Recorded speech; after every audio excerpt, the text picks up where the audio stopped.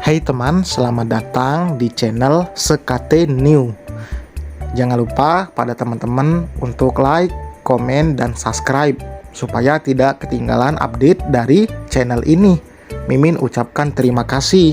Selamat menyaksikan. CEO Angkuh bab 81. Ketemu lagi teman, sebelum mulai Mimin mau minta ide. Kira-kira cerita apa yang menurut teman-teman yang teman inginkan untuk Mimin buatkan, untuk Mimin posting terus. Rencananya Mimin mau buat cerita baru, apalagi ini menjelang bulan puasa. Harus dipikirkan yang baik sesuai selera teman-teman. Bantu komen ya, bantu ide. Oke, Mimin tunggu. Langsung saja kita mulai. Niat hati ingin menghindar dari Fikra, tapi orang tua rumah Isa meminta Fikra untuk tinggal di sana, meski tidak bisa berhadapan langsung dengan rumah Isa. Nggak baik suami istri tinggal terpisah. Jangan ikutin Abi dulu yang malah ngungsi karena Umi nggak bisa lihat Abi. Kasian tahu, apalagi masalahnya kalian itu pengantin baru. Rumah Isa diam mendengar perkataan ibunya. Tidak mungkin ia jujur mengatakan permasalahan yang ada antara dirinya dan juga Fikrah. Bagaimanapun ini harus ditutupi. Bagus jika rumah Isa tetap memilih bersama Fikrah. Jika tidak, hanya rumah Isa yang bisa menentukan seperti apa akhirnya nanti. Iya Mi, rumah Isa tidak pernah bisa membantah. Ia hanya menyetujui apa yang dikatakan oleh ibunya itu. Setelah tadi memastikan sendiri Fikrah berada di rumah itu, rumah Isa kembali masuk ke kamar dan keluar setelah lelaki itu pergi. Fikrah harus bekerja. Ia tidak mungkin bisa mengambil cuti hanya untuk berada di rumah seharian. Beda cerita jika memang ia yang mengurus rumah Isa sendiri. Sudah pasti Fikrah akan rela cuti berapa lama pun itu. Fikrah belum sempat sarapan tadi. Biar Umi kirim sarapannya pakai kurir aja. Mas Fikra pasti udah sarapan di rumah Mami Safa kok. Iya, nggak apa-apa. Buat makan siang aja. Kamu kan belum boleh banyak aktivitas. Biar Umi aja yang masak. Masak nggak bikin capek loh Mi. Lagian seharian di kamar itu bosan banget. Sebenarnya rumah Isa merasa tidak enak jika harus merepotkan ibunya seperti ini, apalagi untuk keperluan Fikrah. Kamu bantuin potong sayur aja ya. Wanita itu mengangguk, lalu melangkah mengikuti sang ibu ke dapur. Hidup dengan kondisi seperti ini membuat rumah Isa merasa tidak tenang dan nyaman. Jika bisa, ia ingin semuanya segera selesai agar bisa menjalani hari-harinya dengan normal, tanpa perlu memikirkan masalah yang jelas akan berdampak pada kandungannya. Terdengar suara bunyi bel. Biar aku yang buka Mi. Rumah Isa yang baru saja duduk langsung beranjak menuju pintu depan. Ia dibawa kaget dengan kedatangan Bian dan Hanin di pagi hari seperti ini. Tadinya aku mau datang ke sini tadi malam, tapi nggak jadi, ujar Hanin. Ayo masuk. Aku cuma ngantar aja, soalnya mau langsung ke kantor. Titip ya, jangan biarin dia sembarangan jajan, tutur Bian. Hanin mendelik menatap suaminya. Kamu pikir aku anak kecil apa? Sunggutnya. Kadang-kadang emang iya kayak anak kecil, kekehnya dan langsung mendapat hadiah cubitan dari Hanin. Rumah Isa yang melihat itu tersenyum. Ia merasa iri, meski memang terkenal sering bertengkar, dalam artian meributkan hal kecil. Namun Bian dan Hanin itu saling mencintai, dan semua orang juga tahu soal itu. Titip ya Rum, jangan biarkan dia pulang sendiri. Nanti sore aku jemput. Iya bang, tenang aja, asal sesuai aja bayarannya, gurau rumah Isa. Tenang, nanti balik dari kantor aku beliin tahu gejrot ya, sautnya lalu melengos menuju mobilnya. Ia memang sedang buru-buru. Hanin dan rumah Isa masuk ke dalam rumah. Usia mereka sama jadi, tidak akan canggung saat ngobrol. Apalagi setelah menikah dengan Fikrah, Jelas Roma Isa belajar untuk akrab dengan semua anggota keluarga suaminya. Namun berbeda dengan Fikra yang sama sekali tidak bisa berbaur dengan keluarga Roma Isa.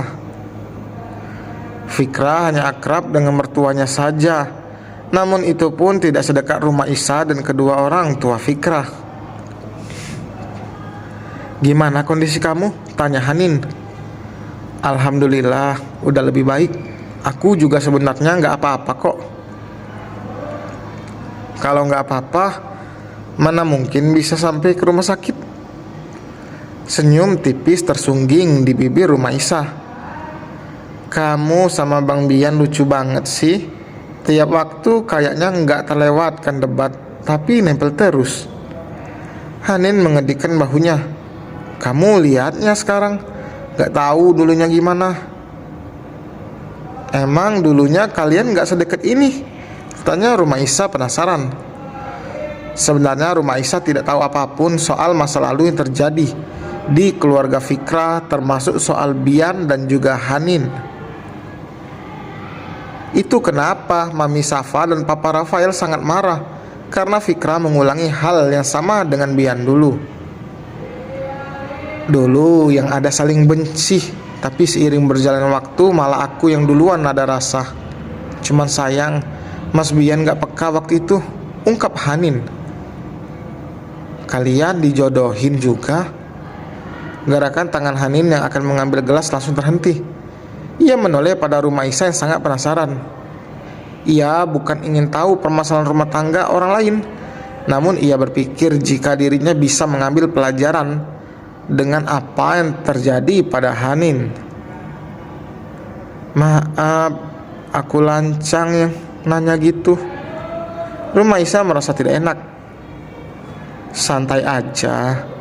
Sebenarnya kami nikah itu bukan karena dijodohin, tapi karena kesepakatan. Nikah kontrak." Roma Isa bergumam tanpa sadar. "Iya, bisa dibilang begitu. Katanya itu memang gak boleh kan? Tapi karena satu keadaan yang membuat aku dan Mas Bian terdesak, ya terjadilah pernikahan ini. Aku aja dulu mikirnya pernikahan itu gak bakalan lama. Ternyata dugaan aku salah. Setelah aku tinggalin, ternyata Mas Bian nungguin aku pulang."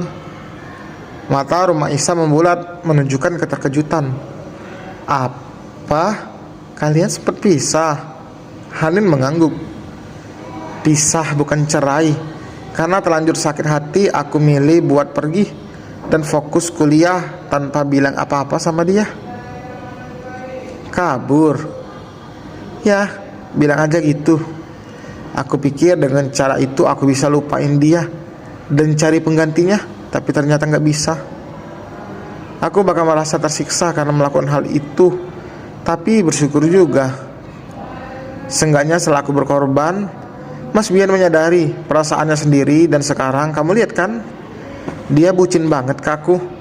Papar Hanin panjang lebar. Roma Isa tidak menyangka jika kehidupan pernikahan Hanin dan Bian tidak semulus kelihatannya. Apalagi mereka sempat berpisah. Roma Isa juga sadar setiap rumah tangga sudah pasti memiliki masalah masing-masing, baik masalah kecil ataupun masalah besar. Namun apa yang terjadi pada Roma Isa dan Hanin itu hampir sama. Bedanya hanya Hanin tidak hamil saat itu, dan Roma Isa kini berbadan 2, dan itu yang membuatnya berat untuk memutuskan langkah ke depannya. Banyak yang dipikirkan olehnya. Roma Isa tidak hanya memikirkan perasaannya sendiri. "Masalah kamu sama Fikra juga pasti ada jalan keluarnya," ujar Hanin dengan suara pelan agar ibunya Roma Isa tidak mendengar. "Ya, setiap masalah datang satu paket sama jalan keluar, tapi ada 2 jalan yang harus aku pilih. Sebelum memilih bagusnya, memang memastikan dulu. Apapun keputusan kamu, itu pasti yang menurut kamu baik dan bisa bikin kamu bahagia. Jangan pernah memaksakan diri cuman karena gak mau melukain orang lain, cuman karena gak mau melihat orang terdekat kamu kecewa. Hidup kamu yang paling tahu, dan kamu berhak memutuskan." Roma Isa termasuk kaum people pleaser yang lebih mementingkan perasaan orang lain daripada perasaan sendiri.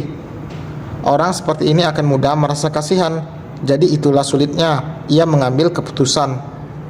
Kalau mau coba cara aku juga boleh. Seenggaknya Fikra merasakan penyesalan terpendam, ujar Hanin. Cara kamu?